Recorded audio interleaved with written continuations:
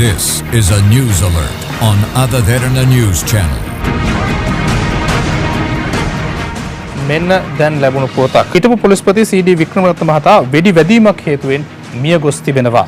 අතුරුගිරියේ පිහිටි සිය නිවසේ වෙඩි වැදීම් තුවාල සහිතව සිටියේදී ඔහු නැගෙනහිර කොළඹ මූලික රෝහලට ඇතුළත් කර ඇති බවයි සඳහන් වෙන්නේ. කෙසේ වෙතත් ඔහු රෝහල් ගත කරන විටත් මිය ගොස් සිටි බවයි රෝහල් ප්‍රකාශකයෙකු පැවසුවේ. මෙය සියදිවි නසා ගැනීමක් බවට සැක කරන බවට පොලිසිය සැක කරනවා. මෙන්න එම පුවත නැවතත්. හිටපු පොලිස්පති සී.ඩී. වික්‍රමරත්න මහතා වෙඩි වැදීමක් හේතුවෙන් මිය ගොස් තිබෙනවා. අතුරුගිරියේ පිහිටි සිය නිවසේ වෙඩි වැදීම් තුවාල සහිතව සිටියේදී ඔහු නැගෙනහිර කොළඹ මූලික රෝහලට ඇතුළත් කර ඇති බව සඳහන්. කෙසේ වෙතත් ඔහු රෝහල් ගත කරන විටත් මිය ගොස් සිටි බවයි රෝහල් ප්‍රකාශකයෙකු පැවසුවේ. මෙය සියදිවි නසා ගැනීමක් බවට සැක කරන බවට පොලිසිය සැක පළ කරනවා.